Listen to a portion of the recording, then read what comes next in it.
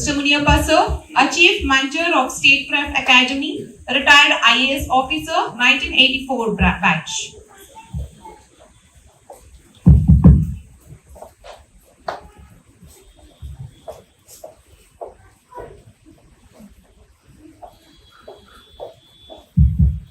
Dear young friends, today we are so happy to assemble here,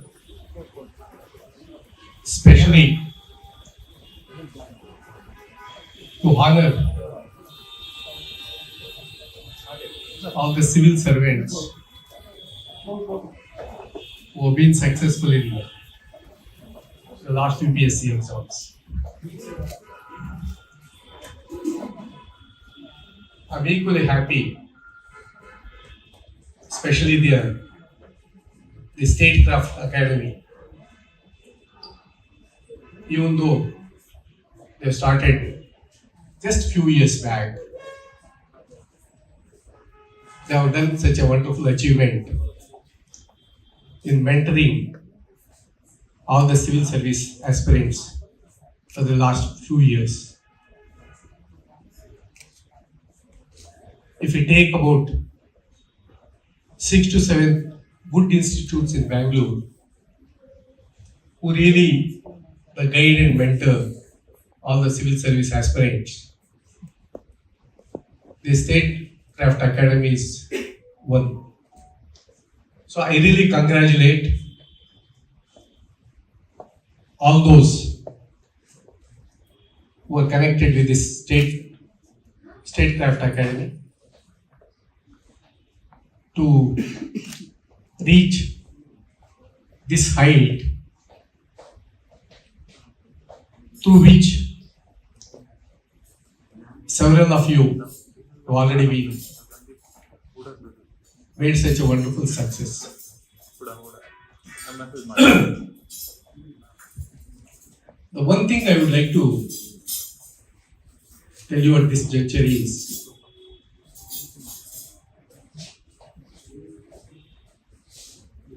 in a colony where I am currently living, there are 8 IAS officers who are chief secretaries, and there are 7 the DGPs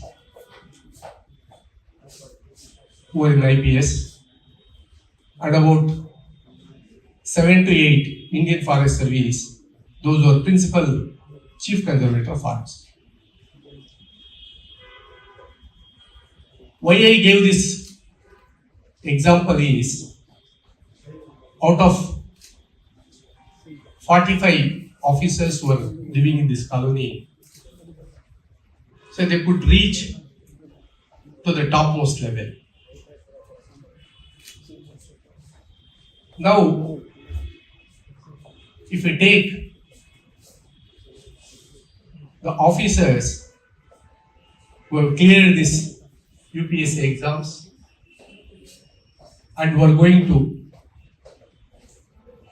remain in your service, respective services, for almost 30 to 35 years, what is really important is,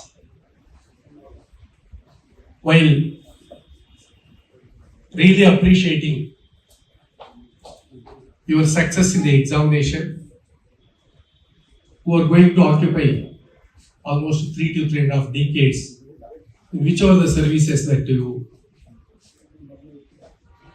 continue. We have to really understand one thing at this stage is it just passing the examination, can we call it as a success? Or having joined your respective services, the next stage, what you are going to achieve is really a part of that success. Having seen many of my colleagues who have gone up to the chief secretary level or even cabinet secretary level, what is that success? I think we have to think about that and we have to introspect about that. What I really see is anyone who have passed this examination should always be remembered. One thing is, you should remember the blessings, especially your parents, your well-wishers. Whatever the hard work, whatever the perseverance, whatever the endeavor that you have made is, it's all because of the blessings of your parents and your well-wishers and your family and your teachers. That's very, very important. At least in my 42 years service in the government, I've seen many people who, once just if they join the service and when they occupy their chairs,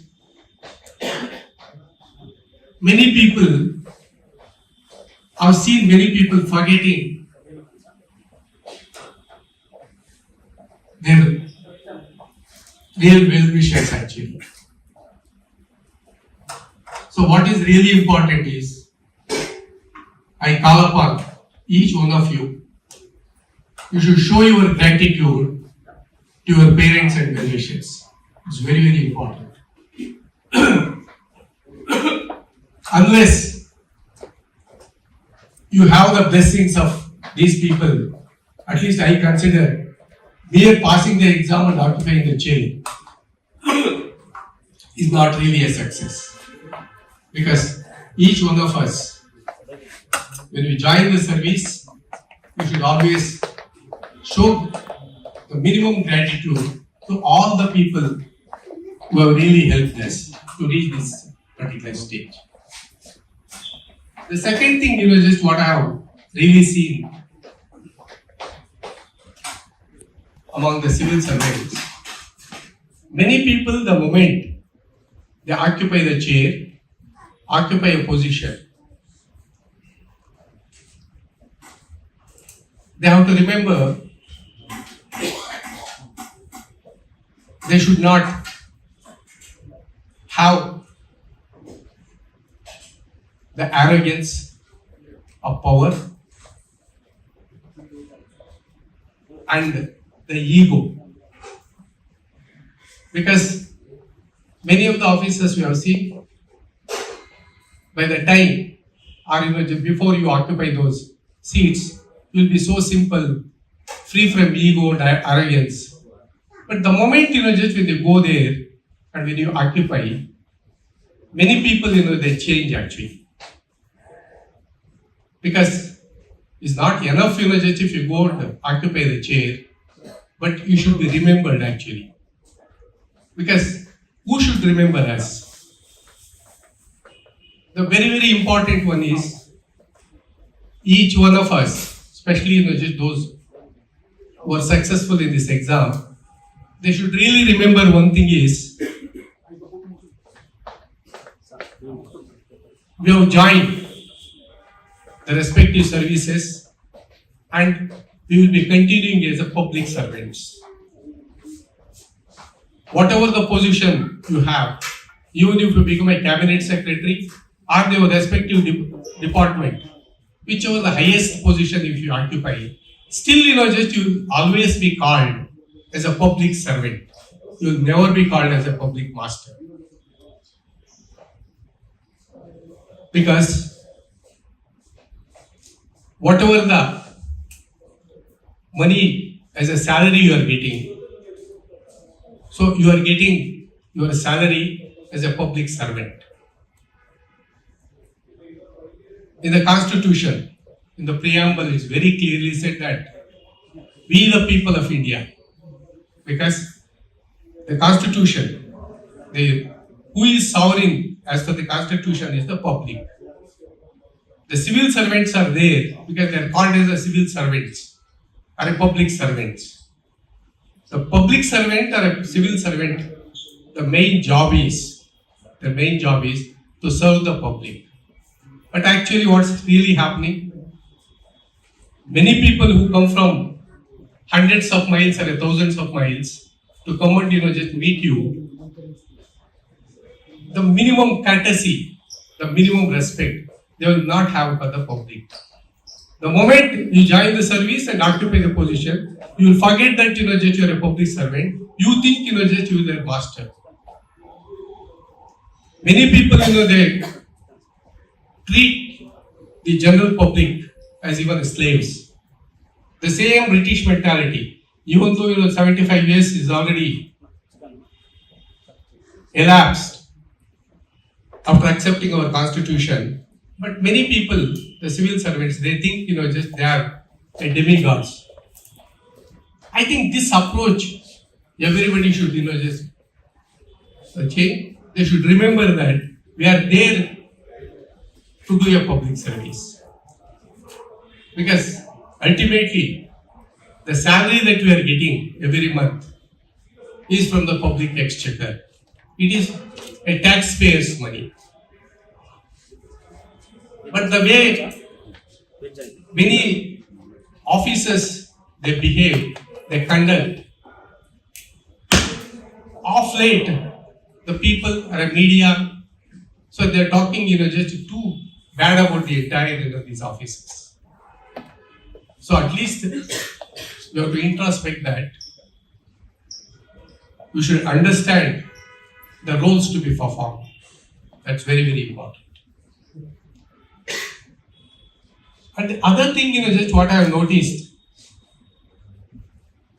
many people, when they occupy their chairs, they should treat the file, any file that comes to you, any paper that comes to you, you should not, just take it as a inanimate object, because you should understand each file or each decision in that file,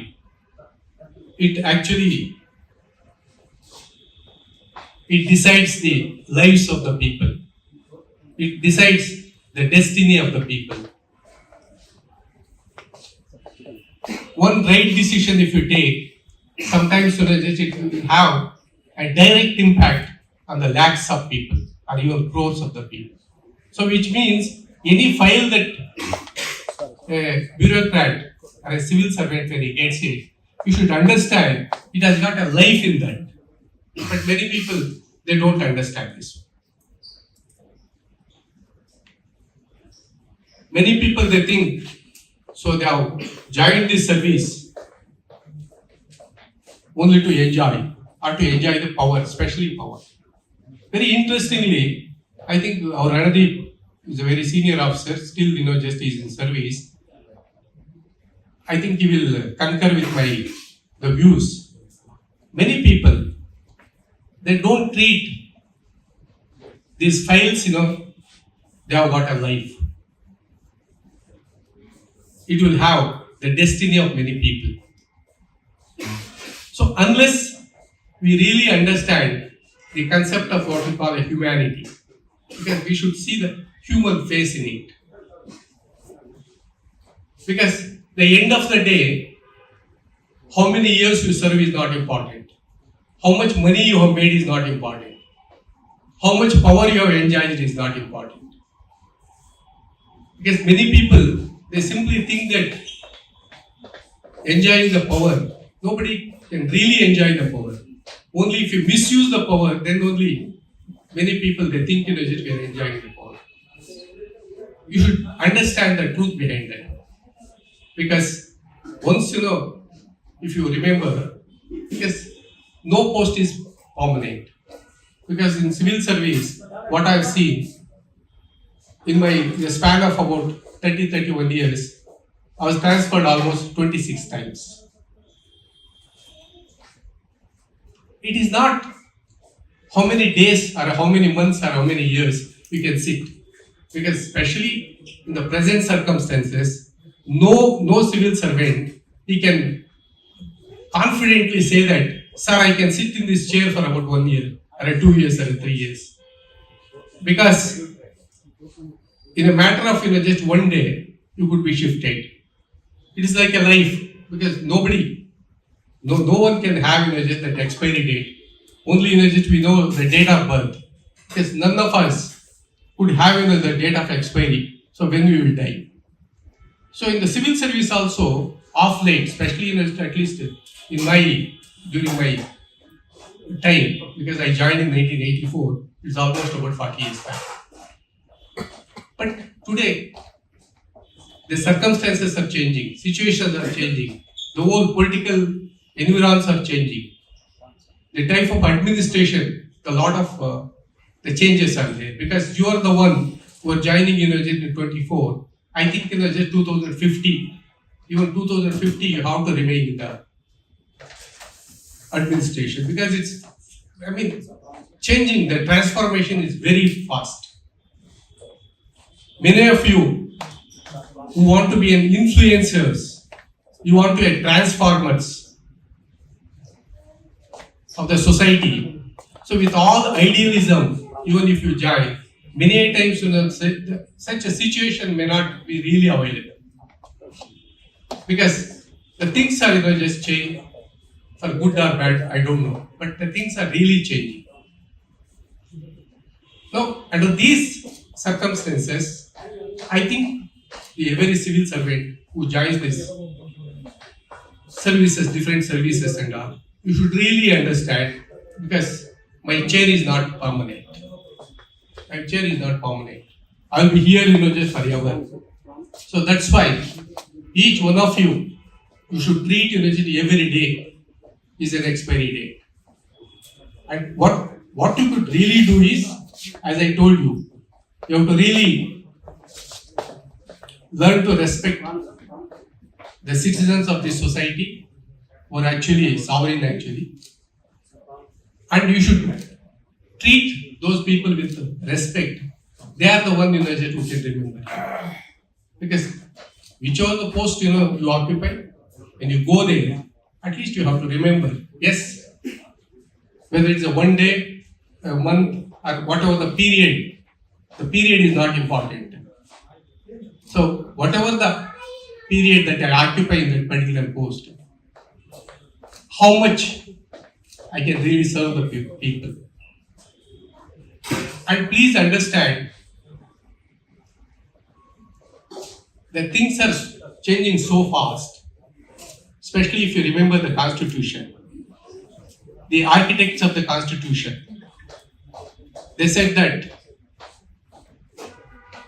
whether it's a social justice or the equality, in these two, just if in that context, if you see, everybody expected at least by 50 years, at least the gap, the equality gap will be narrowed. So if you see that 17 Sustainable Development Goals, if you see, even in the next 50 years, I've got my own doubt whether we could be able to really bridge this gap. Unfortunately, the gap is widening. So you are the people who are entering into the system, actually administrative system or administrative ecosystem. I think you should be the transformer to bring such change actually. The question is how much just you can able to change. That's very, very important. Because when I look back, the civil servants, they are the real backbone of administration. Many politicians, they may come and go, but if you are really firm and if you have got a conviction, you have got a principle, yes, I should bring some change in this society, and the aspirations of the Constitution, if you want to really realize the dream of the architects of the Constitution, I think you are the actual pillars. If you take the democracy, whether the legislature, executive, and then judiciary, we are the one who could really bring the change. If you really determine we want to bring the change, irrespective of the position, that the period that I'm occupying, what change just have really brought in the society, so we can able to really bring a change. The question: are we really that sincere, or honest, or we could able to really put just a transparent system in place to achieve these goals is very, very important. So dear friends, so whenever I see the youngsters, you are the torch bearers actually. Because as India is growing very fast, so even though in the economy, so we are occupying the 5th position, but interestingly we should understand, if you take per capita income of America, it is 67 lakhs. 67 lakhs per capita income, because all of you that you have studied for your exams and all. But India, we couldn't even just cross even 2.5 lakhs. But so much gap is there. I think just to make the gap to be narrowed, I think the civil servants, they play a very, very vital role. That's what I personally feel. And if you're really convinced, and if you really wanted to be determined, so certainly you can bring a change. Some of us, because as in the first sentence I told, the colony where I am living, so almost some 22, 23 people, they have reached the top actually. They have reached the top. But when I look back, we should feel very happy. Yes, I joined such a wonderful service, and I really made a contribution. It has changed the lives and the destiny of so many people, and I'm really happy. You should really feel just that. That's what ultimately how happy we are about the contributions we have made. I personally feel the situation is going in a different directions now. Somehow the corruption in the bureaucracy is ruling the roost. I think just we have to make a difference actually. Just clearing the exam and joining a service and occupying an important position, that itself is not enough. When you really make a change, bring a change in the society, I think there the people, they should really judge the officer. So in this direction, I personally feel you should really decide what exactly you want, and there is a huge scope is there. If an officer, if he really decides, I wanted to bring some transformation in the society, and then you should really just leave the mark wherever you go, whichever the position that you occupy. So I think that really keeps you very, very happy. So with these few words, I'm really happy to be here, to share at least some of my thoughts and to associate with this academy, to mentor all the youngsters who are today, you are all successful, you are all achievers today. I'm very, very happy to associate with this academy, and on my behalf, as well as on the behalf of the Statecraft Academy, I once again take this opportunity to wish you best of luck in whichever the service just you occupied, and also I once again I would like to take this opportunity to wish you the best of luck in your future also. But my last point is, please see that your gratitude always it remains for your parents and your family and all those well wishers. So with these few things, so I once again thank sincerely the Statecraft Academy for having given this a wonderful opportunity, and wish you best of luck. Thank you.